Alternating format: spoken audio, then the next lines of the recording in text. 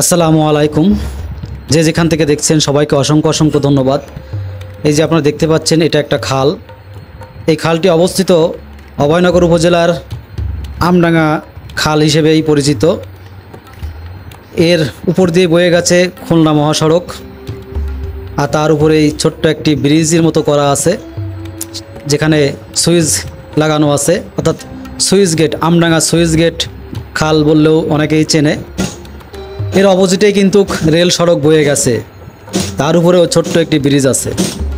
এই খাল নিয়ে মানুষের অনেক কিছু আছে জড়িয়ে, যেমন অনেক কষ্ট জড়িয়ে আছে, অনেক স্বপ্ন জড়িয়ে আছে। কারণ এই খালটি একসময় এখানে ছিল না, যার কারণে নিচু এলাকায়, বিল এলাকায় যারা বসবাস করত, তারা বছরের ম্যাক্সিমাম টাইমেই পানির নিচে থাকতো, মানে ডুবে থাকতো। তাদের আবাসস্থল, জমি, এগুলো সবই পানির নিচে থাকতো। পরে একটা সময় এসে এই খাল খনন করা হয়, যার ফলে কিন্তু ওই এলাকার লোকজনের কষ্ট অনেকটা লাঘব হয়ে গেছে। এখন এই খাল দিয়ে অতিরিক্ত যে পানি, সে পানিটা বেরিয়ে সামনেই হচ্ছে ভৈরব নদী। সেই ভৈরব নদীতে যেয়ে পড়ে। কিন্তু সমস্যা হয়ে গেছে একটা জায়গাতেই। এই খালটা যখন করা হয়েছে, এই খালের আশেপাশে এখন যারা বসতি আছেন, তাদের জন্য বেশ একটা অসুবিধার কারণ হয়ে দাঁড়িয়েছে। কারণ খাল দিয়ে যখন পানি যায়, সেই স্রোতে এই খালের দুই পাড় ভেঙে তাদের যে জমি, সেগুলো কিন্তু খালের ভিতরে চলে যাচ্ছে। এখন তারা বেশ ভোগান্তির ভিতরে আছে, কিন্তু কিছুই করার নাই। কিছু লোকের ভোগান্তি হলেও অনেক লোকের উপকার হয়েছে।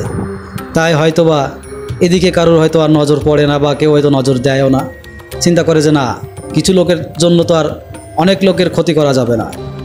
ঠিক আছে, দেখতেই পাচ্ছেন এই যে এই পাশে কিন্তু রেল ব্রিজটি গেছে এই পাশ থেকে। ওই যে দূরে দেখা যাচ্ছে যে রেল ব্রিজ, ওর উপর দিয়েই কিন্তু ট্রেন যায়। তো রেল ব্রিজটিও কিন্তু কাজ করা হয়েছে। এখানে কিন্তু এরকম রেল ব্রিজ ছিল না, আরও ছোট ছিল।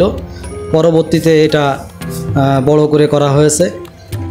আর এপাশে এই যে দেখতে পাচ্ছেন কয়লার একটি ড্যাম্প আছে, এপাশেও একটা কয়লার ড্যাম্প আছে। মানে নওপাড়া তো আসলে শিল্প অঞ্চল। আমাদের এখানে ব্যবসা বাণিজ্যর পরিধি বেশি, সার, সিমেন্ট, কয়লা, এগুলোর ব্যবসাটাই বেশি।